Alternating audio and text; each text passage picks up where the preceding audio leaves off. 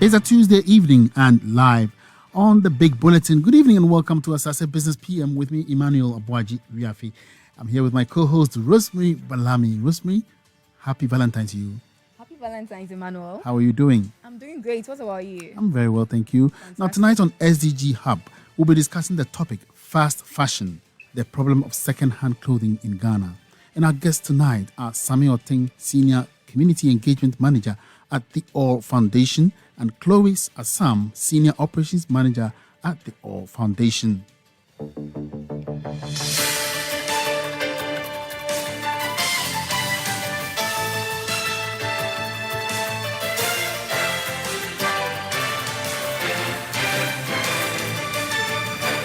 Business PM is proudly brought to you kind courtesy Enterprise Insurance. This year's Enterprise Motor Insurance promo dear a year different. Obia diewumu.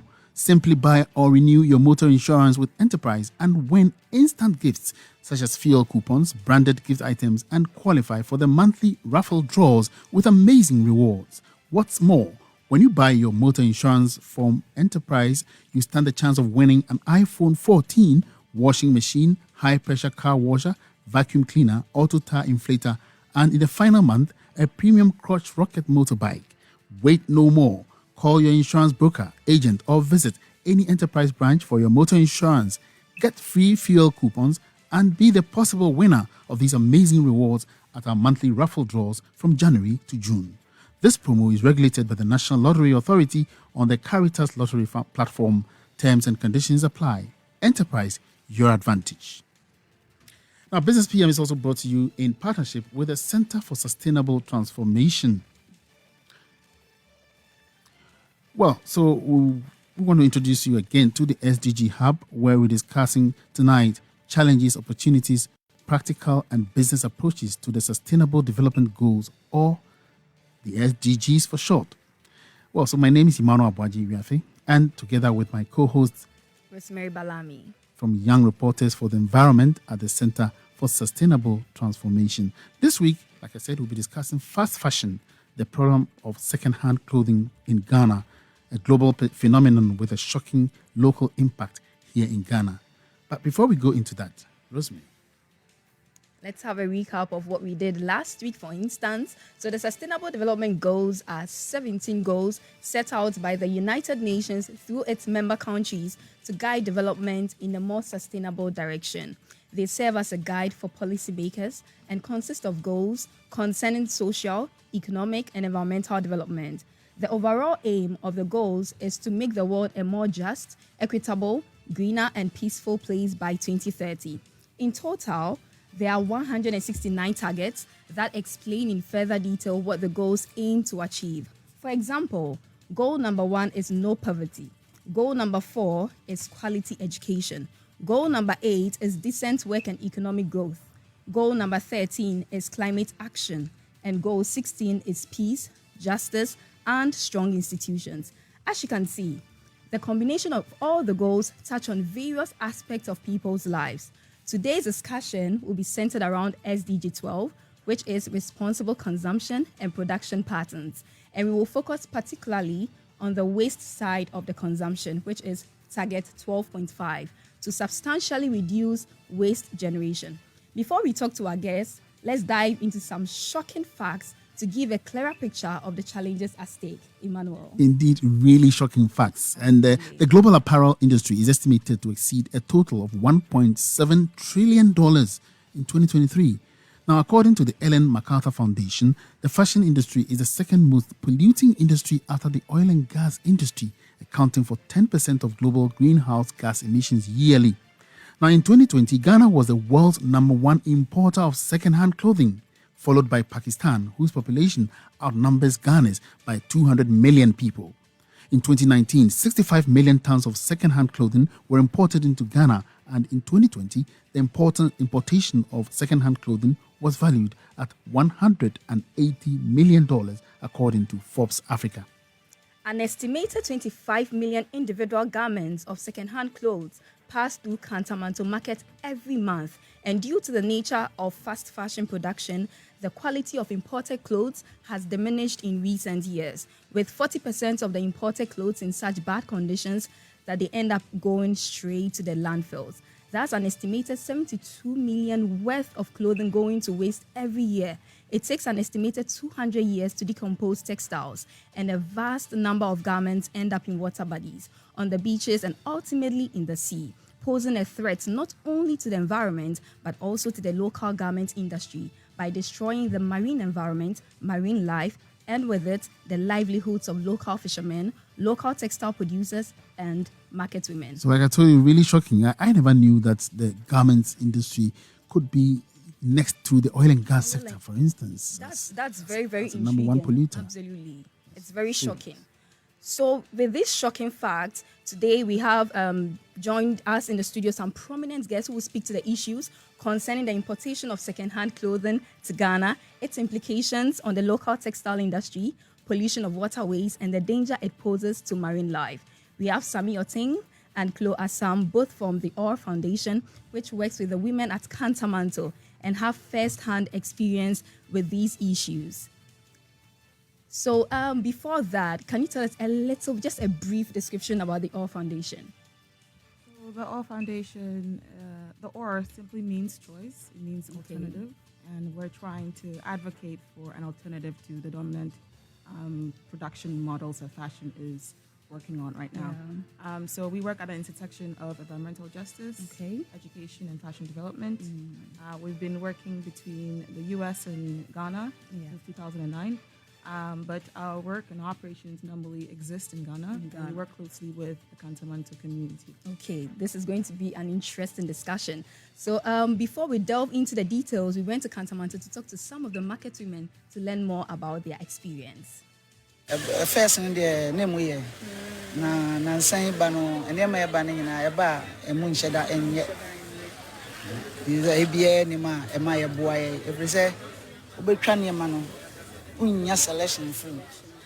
The baby in I see a ocean tare, I said a minute can say, and I see a young one. There must be a now cofany man a campuan able.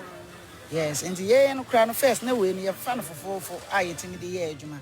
But the same say any money in Yentino. I'm a born cry, I was so. The country's been Oh, Canada, maybe France, pretty bad, maybe free affair say Holland, Germany, and the day American, UK for say on your man say, Akakra, said I was a Ghana phone so there. Yes, shut down penny a man, my Moses.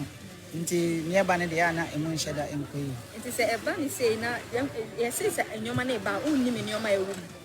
It is an ebuna a being ya, Moyane day. On panel, important a man on phone.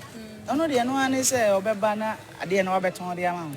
So, Oberboka, Obenya Profit, and Fano, and the end of the yeah, is at the end of the room, Neakofa. And so, Barnaba, your crown, your boa, Emma. I see any be so day, eti, and so still, never never, a canquan or mobile. Dear, they must say, say, ultimately, your ball of things is up on a way and I'm handle me anything. Yan and Talin, your cranny, be doing say, we say, then I'll be me say, said the entire and your crown, a wasting of me, your bumming chain. Me to me, to go. Nankro for Bessisa, but once a man called beaches near the waiting. Yeah, it been a bit furniture. Then I see it. Then I see it. And now a day, a dear go. Everyone of my and your crowd was a big one. Sometimes was a market in Mukana Bora. You timid the bit at market, you know. Nekaya Bola for Bessisa, Bessisa, so I'm from Cobebia. Nobody could go back. When say, and so no a trap, not a good pool, no, how a brave. A bit for Canada, a bit for China. And a bit for US. And yet, a bit of Uberto a year, a bit of fat. Uberto no and your cry, not just a scour the toy and not scanning in Ash. They are complaining, sometimes on Zulu. You call Uta de Nona, a moon now, China outside the car on you, Nayoka. Hey, baby, wow, it's into no more Prahan. Almost a sack of baller. It is now there to an answer. Would you go? It's not the close of the day. One more Prahan, one is a sack of baller. They say, which are the bones who cry fire ding. Which are no winning. Maybe I can say, the last time come go for the bank, like him China at the sun. who Oh. you be for the and to my book, and papa from Yade, and now we are not true. And we are the Korea in Timinche. A day, what's me, same wage, Mario. A day, No, what's in young daily? Say we are Saturday, same try, say, market is going to be sick around. First, you're not even not your complaints, but they're far better than this. Say the name man never and yes, say, say, your money, but say, I only in your man. Hey, young baby. Yeah, any make me beside what you see, baby. Any baby. At times, see the cock. I know, Yakob doing cool.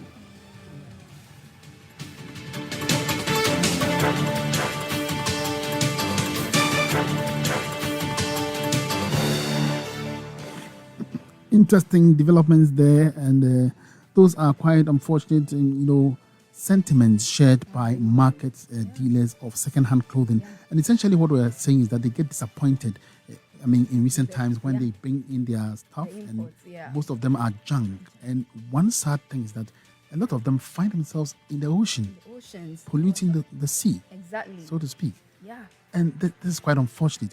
Let me start with Sammy first. You've been working with people or vendors at Kantamanto. Are these sentiments, representative of what they've been saying? Thank you very much. So I'm actually glad that you took the time to do this interview, because us being here and just speaking about a problem wouldn't hold as much strength as the people in the market and stating their own grievances. And then everything that you heard from the interviews is very true. And then there's one thing that ran through the entire response from the interviews: grievances, sadness, disappointments, and losses. And it's very true to what has been happening in the market since the last decade. Okay. As they mentioned, the clothes and the quality of the clothing reduced with time as time went by. And that's what is happening globally. There isn't any good clothes coming this way, because the quality of textiles, the amount of money they are paying people who work on garment workers, are very low. So you don't expect the quality of the clothes to be that good. And we are in a world where, sustainability and thrifting and recycling has become so popular and trendy now that people in the global north are picking out the few good ones that may have happened in the second-hand bills or garments, and then just send everything else that they do not use or they might not find use for down here. Can we describe it as dumping? That's basically what it is. That is basically what it is. It's unfortunate. So can you tell us how we even got to this stage? Because I know that this is not the first time it's happening. It's been happening over the years. And I remember sometimes back when we were kids, our parents even took us to what we call the first selection. You get some pretty good materials and shirts. That is very true. The whole second-hand trade around garments that we see right now started like before independence. And then it's very much rooted in colonial legacy. I think Chloe would want to elaborate on that.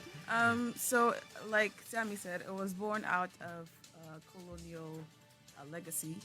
So it was at a time where people were asked to present themselves in a certain way. And I don't know if you know your history. I imagine that our sisters were not naked when the white man came in.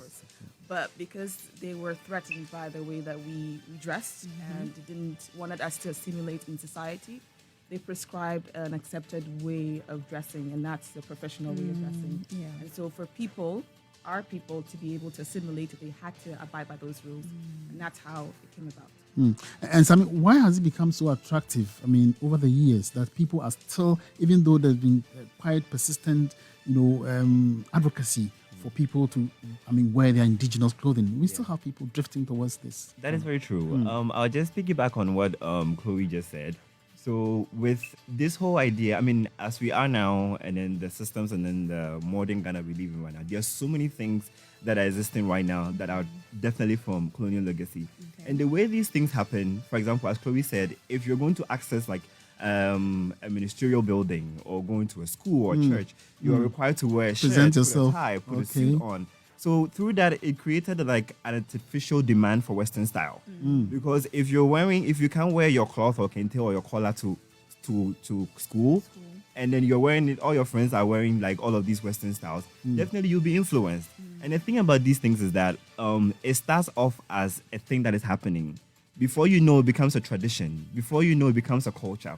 And then a thing that is a culture does not just go away over like overnight. It doesn't go away.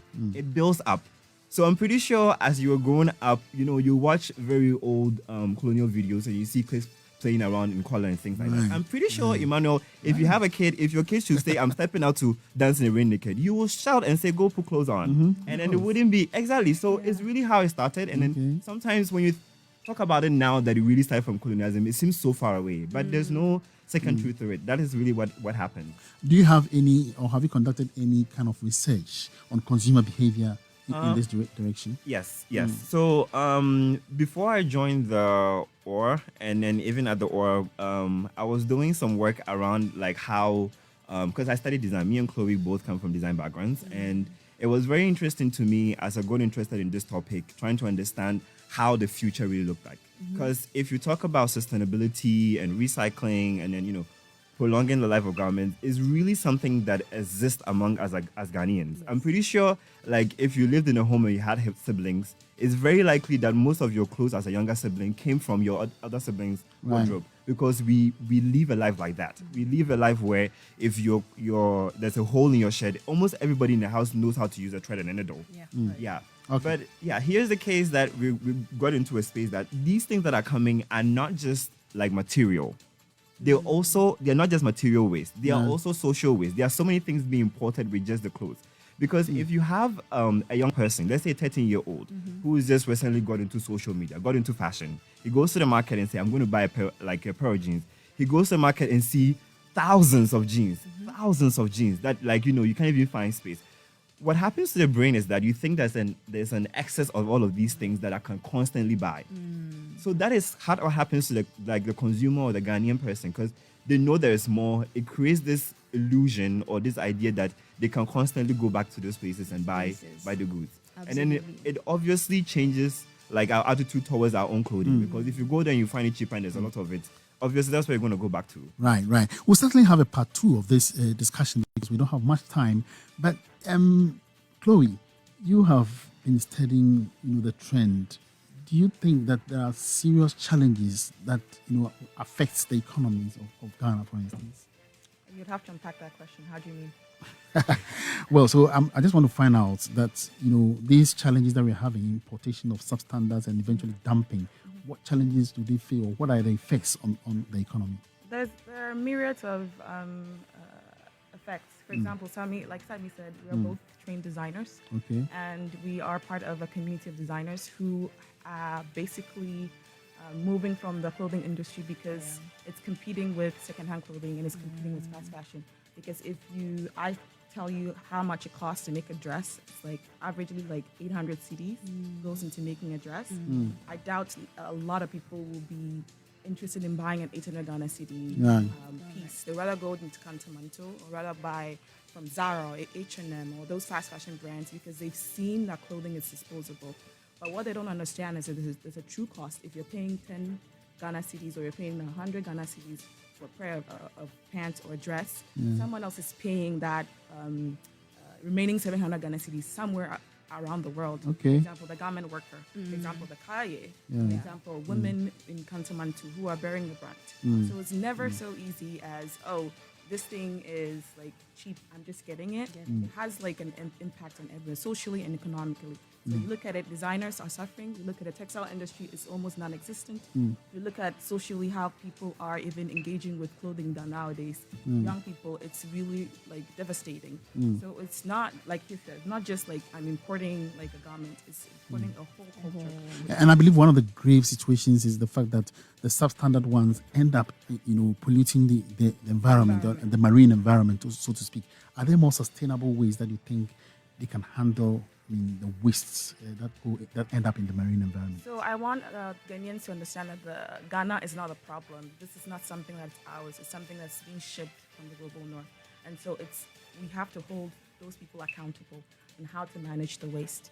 It takes a lot of work, and it doesn't have to fall on Ghanaians to do that. What I want them to understand that anything that's sustainable has to be slow. It doesn't have to run in the same parallel as fast fashion.